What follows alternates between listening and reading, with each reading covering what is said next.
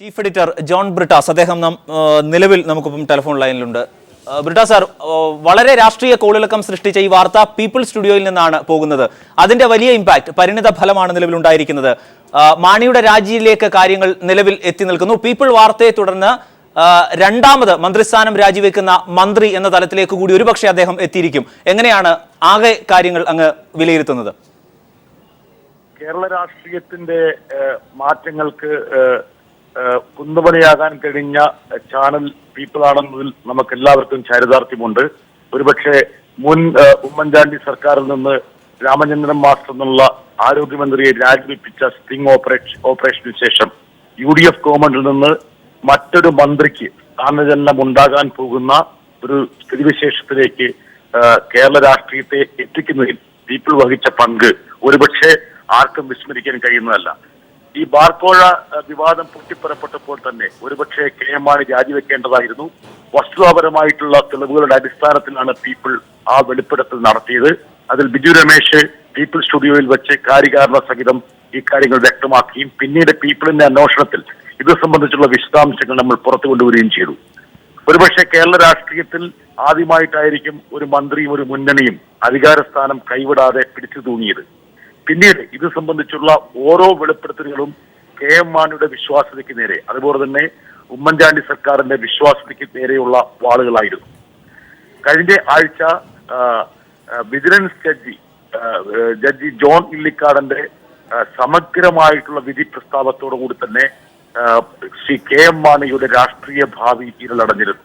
പക്ഷേ പഞ്ചായത്ത് തെരഞ്ഞെടുപ്പിന്റെ തൊട്ട് തലേന്നുള്ള ആ വിധി പ്രസ്താവത്തെ മുൻനിർത്തി അല്പം കൂടി സാവകാശം തേടണമെന്നുള്ള നിലപാട് കോൺഗ്രസിലും അതുപോലെ തന്നെ മുന്നണിയിലും ശക്തമാകുകയായിരുന്നു. എന്നാൽ KM മാണിയെ രക്ഷപ്പെടുത്താനുള്ള തന്ത്രവുമായിട്ടാണ് ശ്രീ ഉമ്മൻചാണ്ടി മുമ്പോട്ട് പോയത്. അതിന്റെ ഭാഗമായിട്ടാണ് ഹൈക്കോടതിയിൽ വളരെ പെട്ടെന്ന് തന്നെ ഒരു റിട്ടുമായിട്ട് സർക്കാർ അവതരിച്ചത്. അത് മാത്രമല്ല, ഇത്തരം കേസുകളിൽ സാധാരണഗതിയിൽ ഡിപ്പാർട്ട്മെന്റ് അല്ലെങ്കിൽ സർക്കാരാണ് കക്ഷി ചേരേണ്ടത്. പക്ഷേ സർക്കാർ മൗനം അവലംബിച്ച് വിജിലൻസിനെ കൊണ്ട് ഒരു റിട്ടുമായിട്ട് ഹൈക്കോടതിയിൽ പോവുകയാണ് ചെയ്തത്.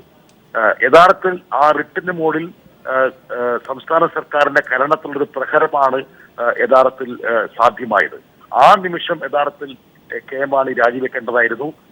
അർത്ഥഗർഭമായിട്ടുള്ള ഒരുപാട് പ്രസ്താവനകൾ കോൺഗ്രസിന്റെ വിവിധ വൃത്തങ്ങളിൽ നിന്ന് പുറത്തു വന്നിരുന്നെങ്കിൽ പോലും അന്തിമ തീരുമാനം ഹൈക്കോടതിയുടെ ഇന്ന് തിങ്കളാഴ്ച വരട്ടെ എന്നുള്ള നിലപാടിലായിരുന്നു KM മാണിയും അദ്ദേഹത്തിന്റെ സഹപ്രവർത്തകരും. ഇന്നത്തെ വളരെ വ്യക്തമായ സ്പഷ്ടമായിട്ടുള്ള കോടതിയുടെ വിധി പ്രഖ്യാപനത്തോടെ അല്ലെങ്കിൽ നിരീക്ഷണത്തോടുകൂടി തന്നെ KM മാണിക്ക് അധികാരത്തിൽ തുടരാനുള്ള എല്ലാവിധ സാഹചര്യവും നഷ്ടമായിരിക്കുകയാണ്. ഒരുപക്ഷെ ഇത്രയും വൈകി KM മാണി രാജിവെക്കേണ്ട ഒരു ഗതികേട് UDFനും കേരള കോൺഗ്രസിനും മാണിക്കും തന്നെ അപമാനകരമായിരുന്നു.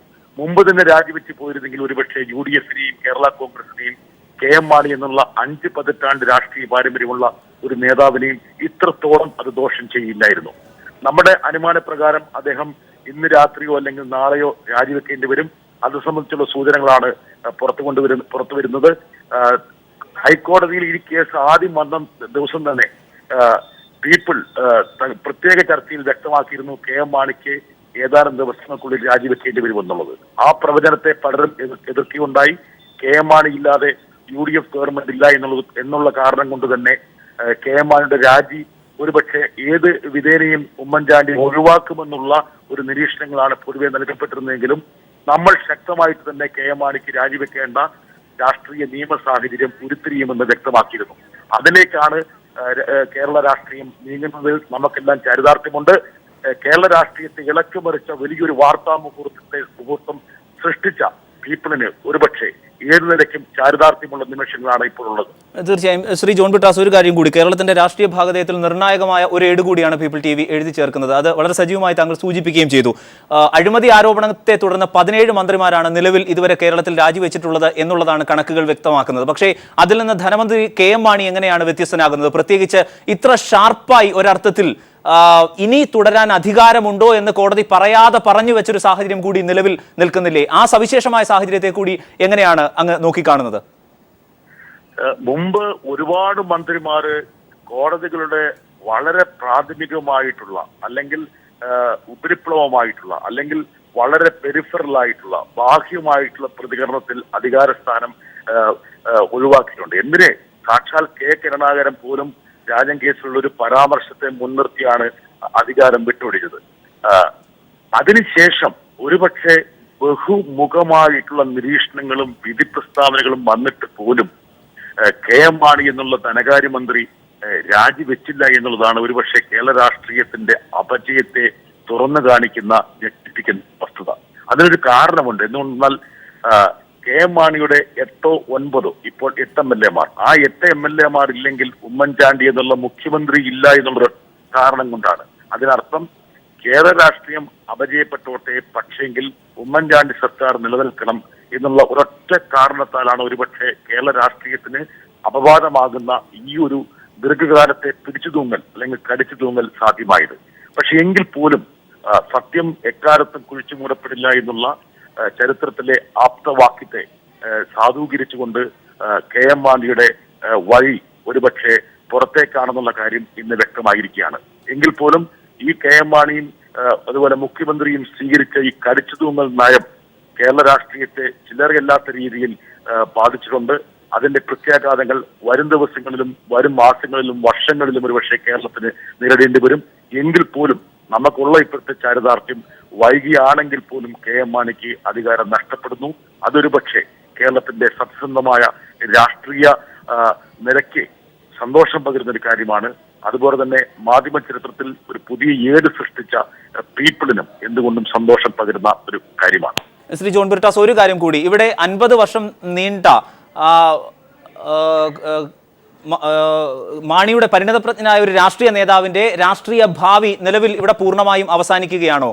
ഒരുപക്ഷെ പകരക്കാരനെ കണ്ടെത്തണം എന്ന് പറയുമ്പോൾ കേരള കോൺഗ്രസിൽ നിന്ന് അത് ആരായിരിക്കും എന്നാണ് കരുതുന്നത്? അങ്ങനെ ആരെങ്കിലും വിശ്വസിപ്പിക്കാനുള്ള ഒരു തന്റെ ഇടം മാണിക്കുണ്ടാകുമോ? പ്രത്യേകിച്ച് അധികാരമുള്ളവരാണ് കേരള കോൺഗ്രസിൽ നിലവിൽ ഏറ്റവും ശക്തർ. ആ നിലയ്ക്ക് ഞാൻ സൂചിപ്പിച്ചത് 50 വർഷം നീണ്ട ഒരു രാഷ്ട്രീയ പ്രവർത്തകന്റെ രാഷ്ട്രീയ ഭാവി ഇവിടെ അവസാനിക്കുന്നതായി നിലവിൽ കാണാമോ? എങ്ങനെയാണ് അങ്ങ് വിലയിരുത്തുന്നത്?